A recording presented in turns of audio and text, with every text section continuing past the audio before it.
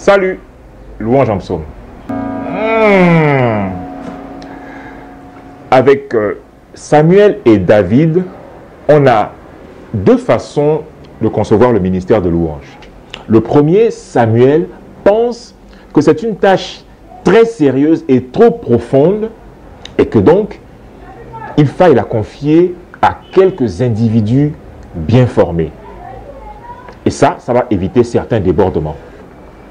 Le deuxième, David, par contre, pense qu'il faut permettre au plus grand nombre d'exercer cette tâche tout en restant carré, comme Samuel, sur la formation et l'obéissance. Avec le premier, Samuel, on avait donc tout au plus une vingtaine, une trentaine de personnes à gérer. Mais avec le deuxième, David, il y avait des milliers de personnes à gérer pour une louange plus communautaire et donc plus impactante. Mais quoi qu'il arrive, les deux étaient d'accord sur un point capital. C'est que le ministère du chant de louange repose sur la parole de Dieu. Et la parole, c'est une affaire d'intimité. C'est une affaire d'amour et de plaisir. C'est tout le message du psaume 1.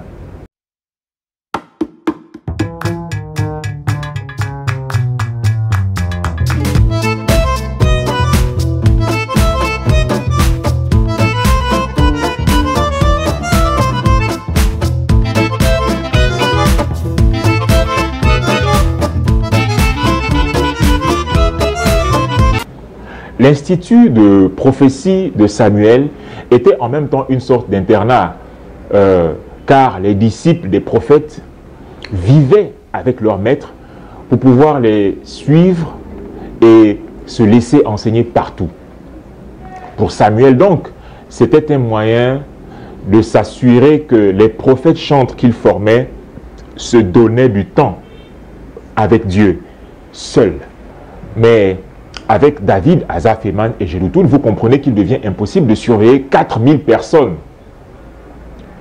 Prendre plaisir donc à la présence de Dieu dans sa parole devenait pour chacun des 4000 chantres un engagement personnel d'honnêteté spirituelle, de sincérité et d'amour. Aimer Dieu, c'est aimer sa présence. Mais d'abord, aimer sa présence dans sa parole. Seul. Voilà pourquoi Jésus dit en Matthieu chapitre 6 que lorsque tu veux prier, adorer ou méditer, va dans ta chambre, ferme ta porte et prie, médite, adore ton Père qui est là dans le secret. Et ton Père qui est là dans le secret, dans l'intimité, te le rendra.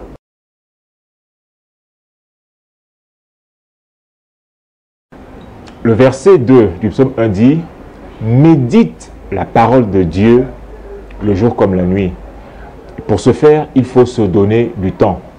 Or, on n'accorde du temps qu'à ceux qu'on aime et ceux qu'on aime faire. Aimer Dieu, c'est lui accorder du temps.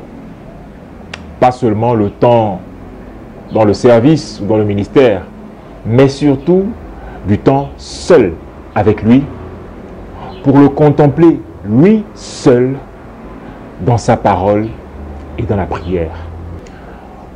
En clair, si tu as du temps seul avec lui, lui aussi en retour a du temps seul avec toi. C'est du temps partagé et donc du plaisir partagé.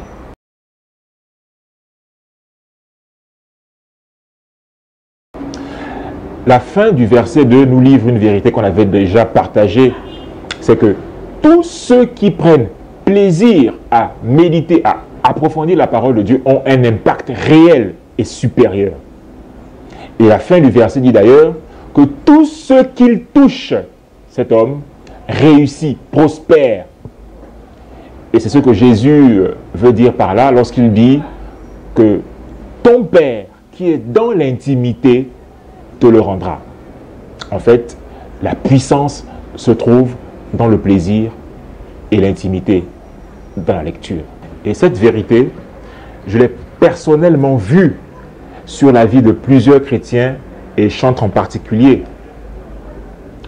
Cette vérité, je l'expérimente personnellement depuis plus de 17 ans déjà. Tout ce que j'entreprends réussit. Tout. Dans mon travail, dans mon ministère, dans ma vie, ce que j'entreprends dans mon pays comme hors de mon pays, tout réussit. Tout.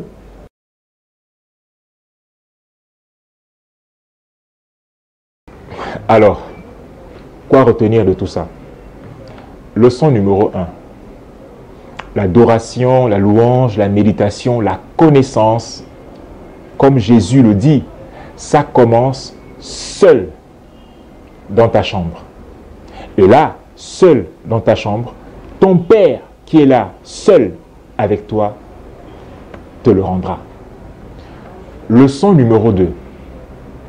Le plaisir qu'on a de rechercher Dieu dans sa parole révèle l'amour qu'on a pour sa présence dans l'intimité que Jésus appelle le lieu secret. Leçon numéro 3. On ne loue, on ne vante que quelqu'un qu'on aime, qu'on connaît et dont on aime la présence.